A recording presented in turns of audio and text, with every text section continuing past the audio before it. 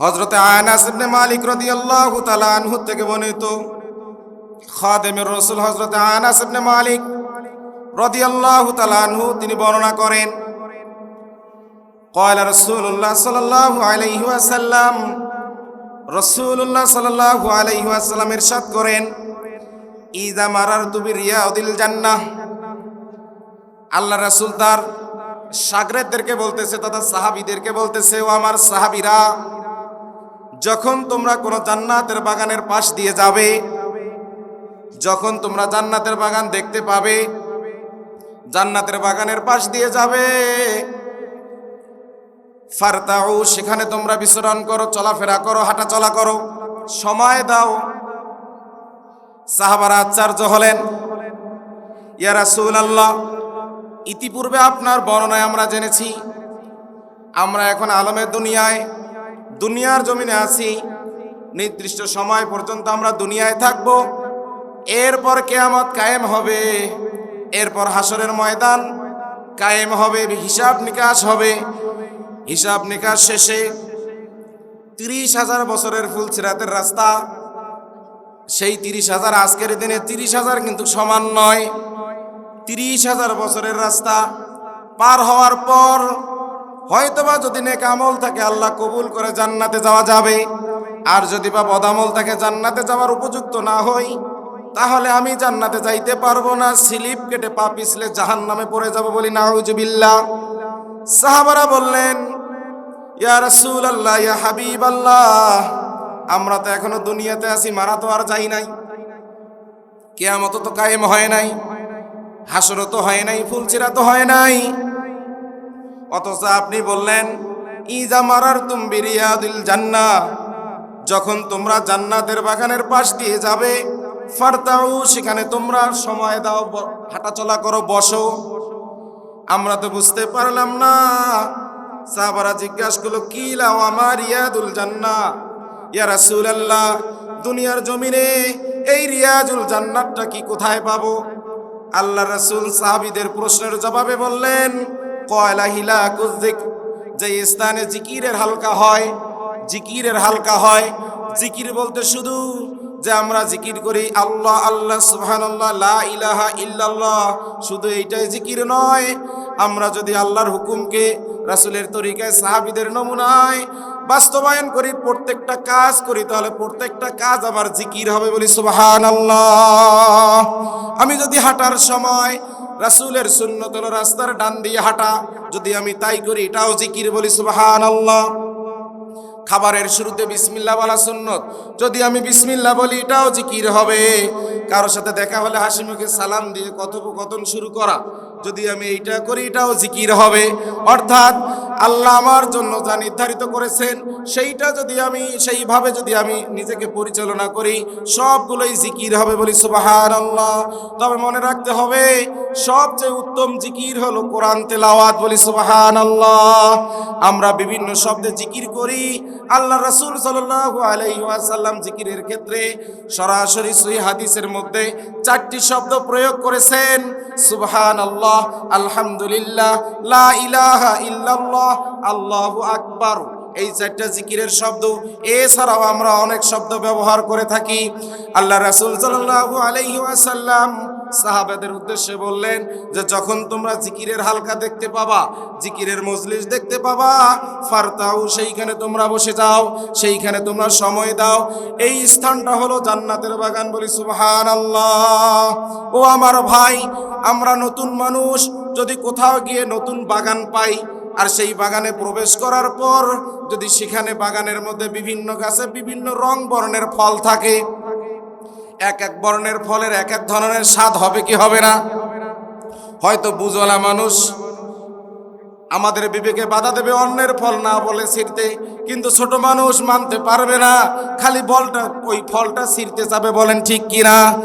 ও ছোট ছাত্ররা, অন্যের জিনিস না বলে খাওয়া কিন্তু যায় না, ছেঁড়াও যায় না, মহাপাপ। বোঝা গেছে? অন্যের কোনো জিনিস না বলে হাত দেয়া যাবে না, না বলে নেওয়া যাবে না।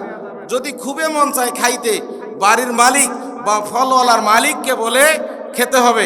আশা রাখি ফলওয়ালা মালিক যদি বুঝবান হয়, ছোট বাচ্চা যদি আগ্রহ প্রকাশ করে, ইচ্ছা পোষণ করে, তিনি সেটা দেবেন। আর যদি কুঞ্জুস মার্কা হয়, হয়তো দেবে না, নাকি? যদি খুব কিপটা ছন্দের হয় তাহলে দেবে না। তাহলে এই স্থানটা এই মুহূর্তে জান্নাতের বাগান, বলি সুবহানাল্লাহ।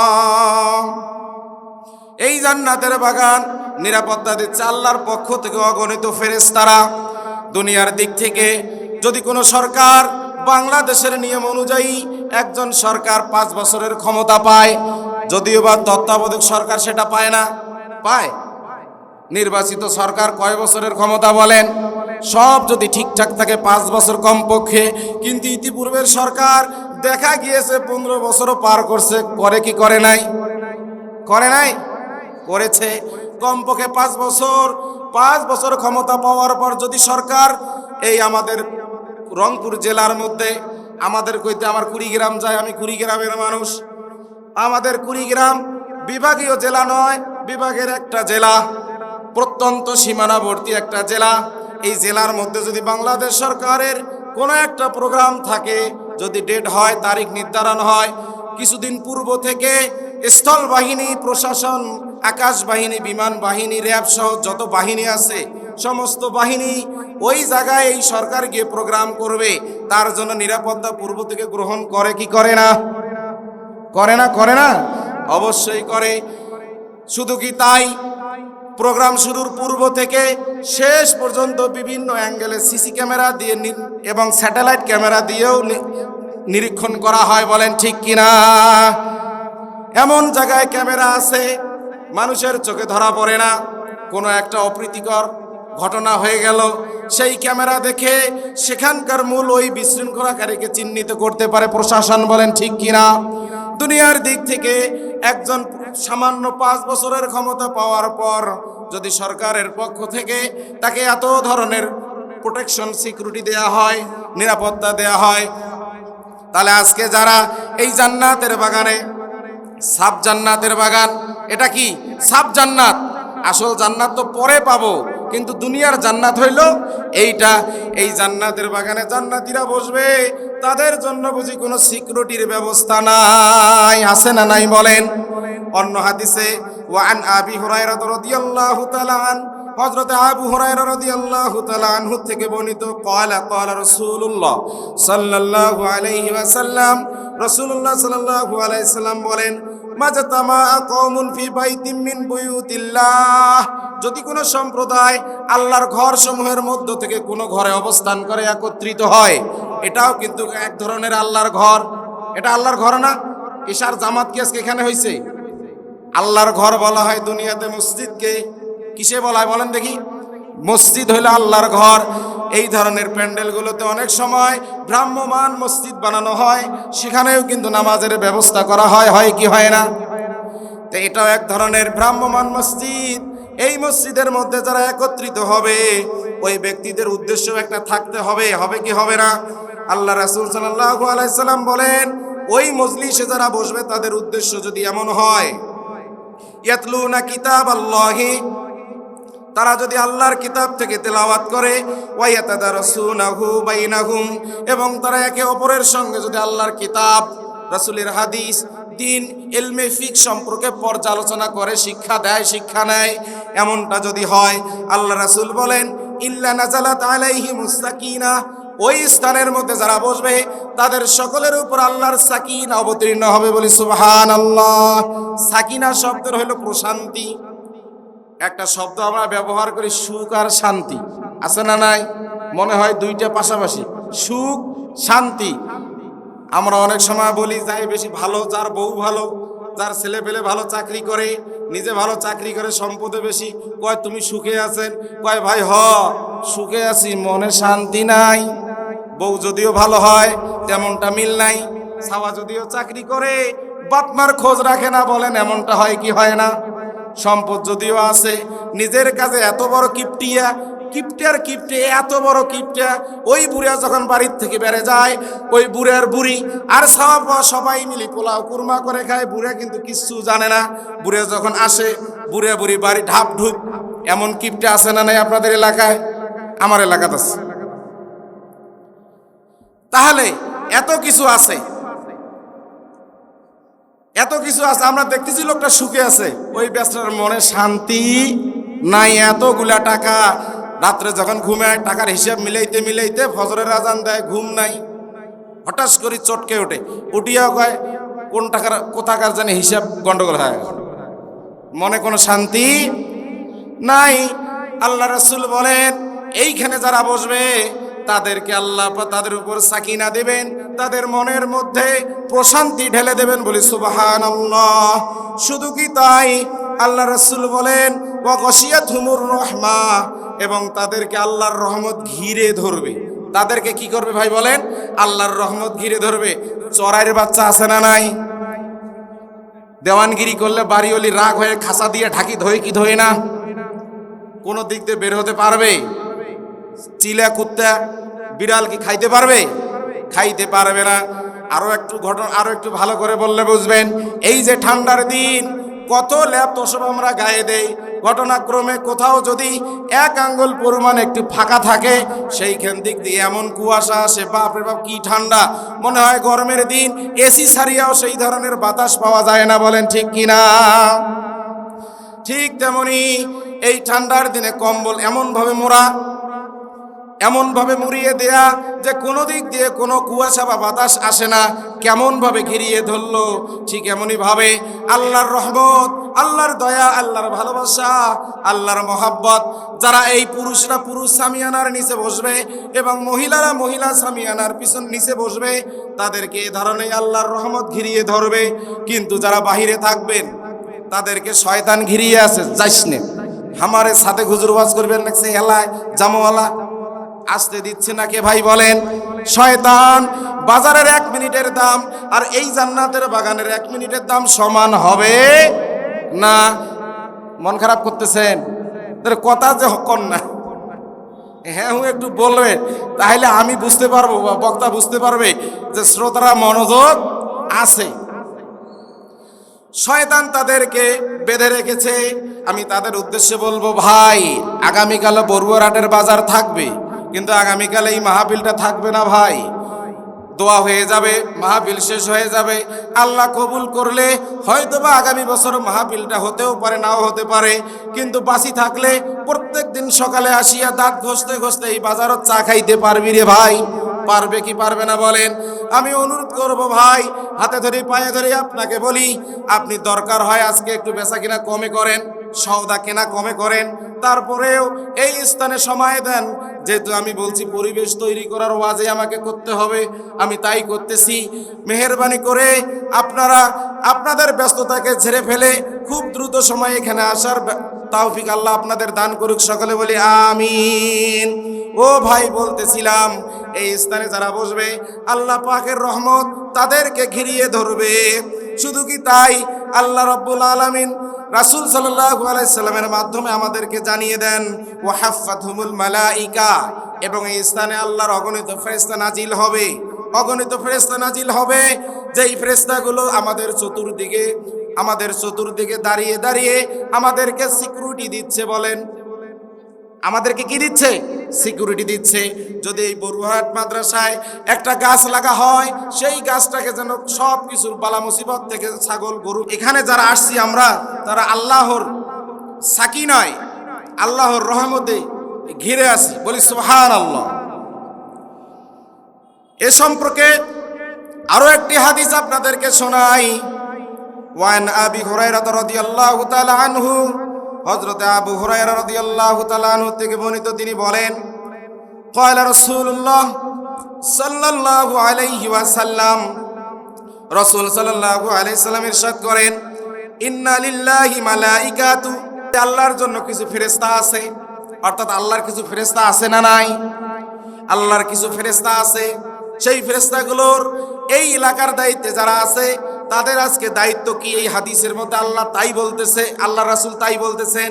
আল্লাহ রাসূল বলেন, আল্লাহর ফেরেশতারা ইয়াতুফুনা ফিত তুরুকি ইয়ালতামিসু আহলা যিকর, সেই ফেরেশতারা, এলাকার দায়িত্বশীল ফেরেশতারা, ইয়াতুফুনা, তারা আজকে ঘোরাফেরা করতেছে, ঘুরতেছে, ফিতুরুকি ইয়ালতামিসুনা, তারা আজকে রাস্তার পাশ দিয়ে হাঁটতেছে, চলতেছে, ফিরতেছে, আর তারা খোঁজ করতেছে, তালাশ করতেছে আহলাজ জিকরি, কোথায় জিকিরকারীগণ রয়েছে বলেন, কোথায় কি রয়েছে, জিকিরকারীগণ রয়েছে, কোথায় দ্বীনের মজলিস কায়েম হয়েছে, কোথায় আল্লাহর কোরআন থেকে আলোচনা হচ্ছে, কোথায় হাদিস থেকে আলোচনা হচ্ছে, এই স্থানগুলো ওই ফেরেশতাদের দল এটা খুঁজতে শুরু করতেছে।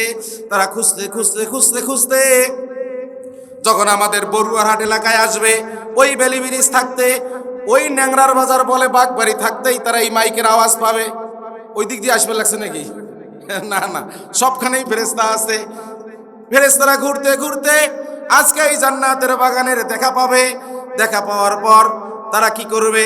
ফাইজা ওয়াজাদু, অতঃপর তারা যখন পেয়ে যাবে কওমান, একটা জাতিকে, একটা গোত্রকে, ইয়াজকুরুন আল্লাহ, যারা আল্লাহর জিকির করতেছে, অর্থাৎ আমাদেরকে খুঁজতে খুঁজতে যখন তারা আমাদেরকে পাবে, তা না দাও, তখন ফেরেশতারা বিভিন্ন জন বিভিন্ন অ্যাঙ্গেলে আছে, তাদের মধ্যে ফেরেশতারা ঘোষণা করবে, এই তোরা কই যাও, কই যাও, এই দিকে আসো, পাইছি পাইছি, এই দিকে আসো, যেই জিনিস আমরা খুঁজতেছি, যার খুঁজে আমরা বের হইছি, তাদেরকে আমরা পেয়েছি, তোমাদের অন্যখানে থাকার দরকার নাই, তোমরা এই দিকে আসো, এই দিকে আসো। তখন তারা ডাকাডাকি করবে, হালুম্মু ইলা হাজাতিকুম, তারা বলবে তোমরা যেই প্রয়োজনে রাস্তায় ঘোরাঘুরি করতেছো, সেই প্রয়োজন পাওয়া গেছে, তোমরা এদিকে আসো। ফায়াহুফুনাহুম, তখন তারা ঘিরিয়ে রাখবে, এই স্থানে যারা বসেছে তাদেরকে ঘিরিয়ে রাখবে, বিআজনিহাতিহিম, তাদের সকলের ডানা দিয়ে, ইলা সামাই দুনিয়া, ওই আসমান থেকে এই দুনিয়া পর্যন্ত চতুর্দিকে তাদের ডানা দিয়ে ঘিরিয়ে রাখবে। বলি সুবহানাল্লাহ। আল্লাহ তো ঘটনা জানেন, এই খবর আল্লাহ যা ফেরেশতা যা আল্লাহ দেওয়া লাগবে কি লাগবে, আল্লাহ জানেন না? জানেন। তারপরেও আল্লাহ ওই ফেরেশতাদেরকে বলবেন, ফায়াসআলুহুম রাব্বুহুম, ওই ফেরেশতাদের দল, তাদের রব যিনি, আমাদের রব তিনি, সেই আল্লাহ, সেই রব্বুল আলামিন, ওই ফেরেশতাদেরকে বলবে, ওয়া হুয়া আলামু, অথচ আল্লাহ তো এই দল সম্পর্কে, অর্থাৎ আমাদের সম্পর্কে জানেন ইতিপূর্ব থেকেই। তারপরেও বলবে, মা ইয়াকুলু ইবাদি, ও আমার ফেরেশতারা একটু বলো বলো বলো, একটু বলো, ওই আমার বান্দা, আমার বান্দিরা সেখানে কি চায়, কি বলতেছে, কি করতেছে, একটু বলো। ফেরেশতারা চিন্তা করবে, আল্লাহ তো সবই জানে, তারপরেও আমাদের কাছে জিজ্ঞাসা করতেছে, মনে হয় সাক্ষী রাখবে এমন একটা ভাবসাব, আল্লাহ তো জানে, তারপরে কে আমাদেরকে জিজ্ঞেস করতেছে। যাই হোক, এখন আমাদেরকে বলতেই হবে। কলু, সাহাবারা বলে, ইয়াকুলুনা, সাহাবারা বলে, ইয়াকুলুনা, ওই স্থানে যেই বান্দার, যেই বান্দি আপনার বসেছে, তারা বলতেছে, ইউসাব্বিহুনাকা ওয়া ইউকাব্বিরুনাকা ওয়া ইয়াহমাদুনাকা ওয়া ইউমাসজিদুনাকা, ওই স্থানে যারা বসেছে আল্লাহ, তারা আপনার পবিত্রতা ঘোষণা করতেছে। ওই স্থানে যারা বসেছে আল্লাহ, তারা আপনার বরত্ব, আপনার তাকবীর দিচ্ছে।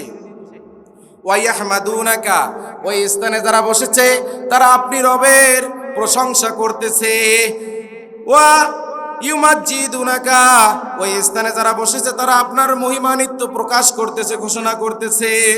আল্লাহ ফেরেশতাদের এই বর্ণনা শুনবেন, শোনার পর আল্লাহ ফেরেশতাদেরকে বলবেন, কয়লা হাল রাউনি, ওই যে বান্দা বান্দি যাদের ব্যাপারে তোমরা আমাকে জানাইলা, তারা কি আমাকে দেখেছে? আল্লাহ বলবে ফেরেশতাদেরকে, কয়লা হাল রাআইনি, তারা কি আমাকে দেখেছে? ফেরেশতারা বলবে, ক্বালু লা, না আল্লাহ আপনাকে দেখে নাই। ওয়াল্লাহি মা রাআউকা, না, আল্লাহর শপথ করে তারা বলবে, তারা তো আপনাকে দেখে নাই। তাহলে আসলে আমরা এখানে যারা বসেছি, আমরা কি আল্লাহকে দেখতে পাই? দেখেছি আল্লাহকে? দেখি নাই। তারপরেও আমরা আল্লাহর ইবাদত করি, না দেখে আল্লাহর ইবাদত করি। দেখে বিশ্বাস করা, না দেখে বিশ্বাস করার দাম বেশি আছে না নাই? আমরা কালিমা শাহাদাতে সাক্ষ্য দেই, আশহাদু আল্লা ইলাহা ইল্লাল্লাহু ওয়াহদাহু, আমরা সাক্ষ্য দেই আমি আল্লাহ, এক আল্লাহর ইবাদত করি, অর্থাৎ এক আল্লাহ ছাড়া কোনো ইলাহ নাই, তিনি এক। ওয়া আশহাদু আন্না মুহাম্মাদান আবদুহু ওয়া রাসূলুহু, এবং মুহাম্মদ সাল্লাল্লাহু আলাইহি ওয়াসাল্লাম আল্লাহর বান্দা ও রাসূল। আমরা সাক্ষ্য দেই মুহাম্মদকে আমরা দেখেছি ভেবে। মুহাম্মদ সাল্লাল্লাহু আলাইহি ওয়াসাল্লামকে আমরা দেখেছি কি বলেন?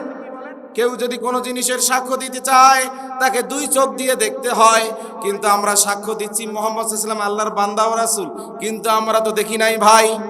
আপনি দেখেন নাই, অন্যের কাছ থেকে শুনছেন।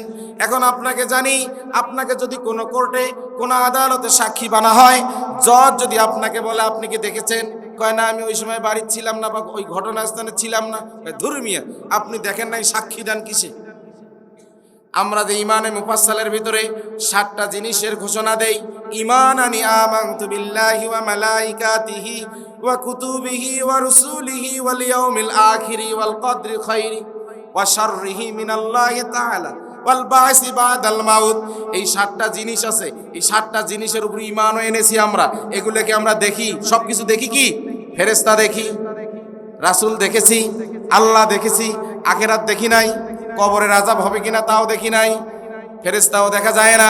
কিছু জিনিস দেখি যা দেখা যায়, আর কিছু জিনিস দেখা যায় না। না দেখেও আমরা তার উপর ঈমান এনেছি, আনি কি আনি নাই? সুতরাং ক্ষেত্র বিশেষে ওই আল্লাহ রাসূল সাল্লাল্লাহু আলাইহি ওয়াসাল্লামকে দেখে যারা ঈমান এনেছে, আমরা না দেখেও ঈমান এনেছি, আমাদেরও দাম আছে না নাই বলেন? অবশ্যই দাম আছে। আল্লাহ রাসূল সাল্লাল্লাহু আলাইহি ওয়াসাল্লাম বলেন, ওই ফেরেশতারা যে ওই দল, ওই মজলিসের লোক যারা আছে, হিলাকুজ জিকির, জিকিরের মজলিসে যারা আছে, তারা যে আমার এত প্রশংসা করতেছে, তারা কি আমাকে দেখছে? কয় না, আপনাকে দেখে নাই। কয় আল্লাহ বলেন, ফাকাইফা লাউ রাউনি, যদি এমনটা হতো তারা আমাকে দেখতো, তারা আমাকে দেখে থাকতো, তাহলে কি হইতো? অর্থাৎ একজন দিন মজুর যদি মজুরি দেয়, সেই স্থানে যদি ওই মজুরের মালিক থাকে, অর্থাৎ তার মালিক থাকে, তাহলে তিনি অবশ্যই কাজে মনোযোগ দেবেন 100তে 100, বলেন ঠিক কিনা? আর যদি মালিক না থাকে, মাঝে মাঝে দুই একটা বিড়ি করইলে বিড়িও ধরাইবেন, ধরাইবে কি ধরাইবে না? ধরাবে না? আর যদি মালিক থাকে, সারাদিন যতক্ষণ মালিক থাকবে ততক্ষণ মনে হয় আমি বিড়িখোর হবার নয়, হবে, চেষ্টা করবে মালিক যেন ভুল ধরতে না পারে। আল্লাহ তাআলা বলেন, আল্লাহ রাসূল সাল্লাল্লাহু আলাইহি সাল্লাম বলেন যে আল্লাহ তাআলা ওই সময় ফেরেশতাদেরকে বলেন, ফাকাইফা লাউ রাউনি, যদি তারা আমাকে দেখতো তাহলে কেমন হতো? ক্বালু, সাহাবারা বলল, লাউ রাআকা আশাদ্দা লাকা ইবাদাতান ওয়া আশাদ্দা লাকা তাহমিদান ওয়া আকসারা লাকা তাসবিহান।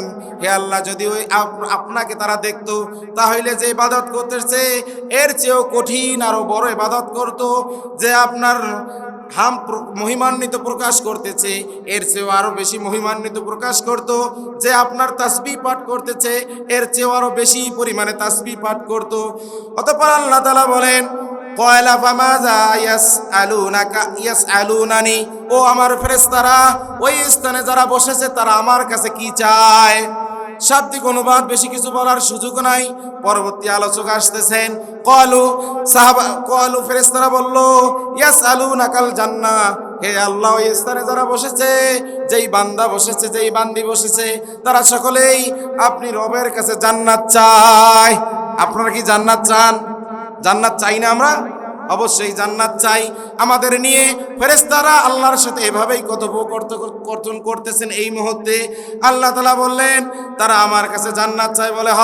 কয় আল্লাহ তাআলা বলেন, তারা যে আমার কাছে জান্নাত চায়, সেই জান্নাত কি তারা দেখেছে? জান্নাত কি দেখেছে? না দেখি চাইতেছে। জান্নাতের নাম শুনছি শুধুমাত্র, তাই চাইতেছি, চাই না? আল্লাহ তাআলা তাই বলেন, কয়লা ওয়াহাল রাওহা, ওই বান্দা বান্দিরা যে আল্লাহর জান্নাতকে চায়, তারা কি আল্লাহর জান্নাত দেখেছে? ফেরেশতারা বলে, ক্বালু, ফেরেশতারা বলে, লা, না।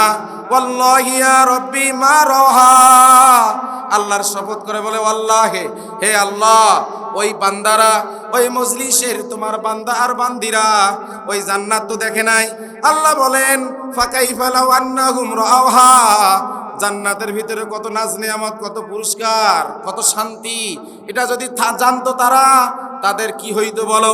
ফেরেশতারা বলে, ক্বালু লাউ আন্নাহুম রাওহা কানু আশাদ্দা আলাইহা হারদা, হে আল্লাহ, যদি তারা, হে আল্লাহ, যদি তারা জান্নাত দেখতো তাহলে এখন যেই পরিমাণের যেই অবস্থায় তোমার ইবাদত করতেছে, জান্নাত পাওয়ার আগ্রহ দেখাচ্ছে, এর চেয়ে আরো কঠিন, এর চেয়ে আরো শতগুণ বেশি আগ্রহ তারা জান্নাত পাওয়ার জন্য দেখাইতে, বলো ঠিক কিনা?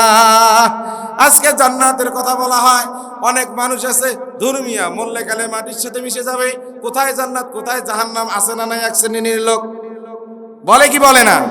অবশ্যই আছে।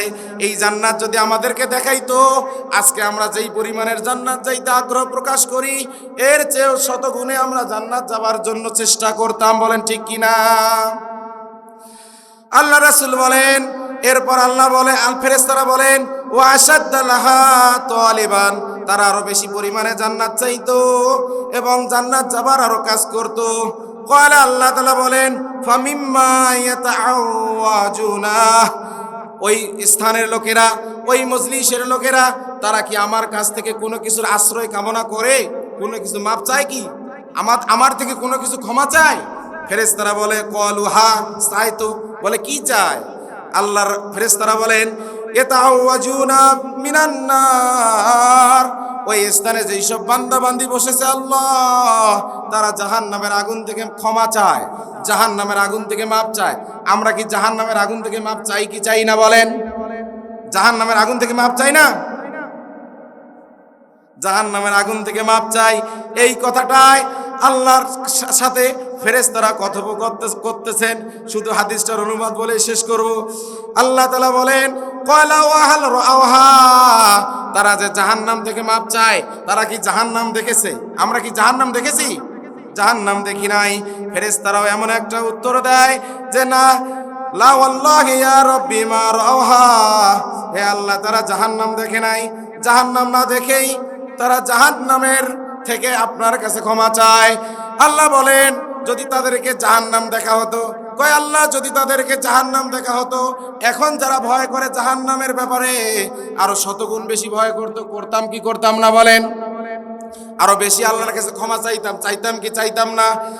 অতঃপর আল্লাহ তাআলা বলেন, ও ফেরেশতারা, তোমরা সাক্ষী থাকো, আমি তোমাদেরকে সাক্ষী বানাইলাম।